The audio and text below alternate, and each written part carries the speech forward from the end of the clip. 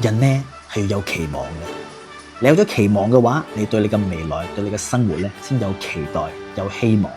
嗰日阿 Case 呢就喺節目有提到呢個馬騮嘅故事，我立即翻屋企呢就抄嚟睇同埋追佢嘅新聞啦，真係好可憐噶。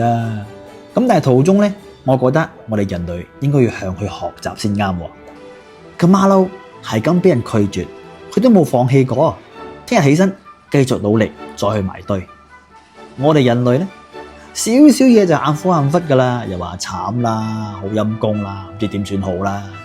當然啦，個毛公仔呢都 play very important role 嘅，佢就變成咗一種寄託同埋一種安全感。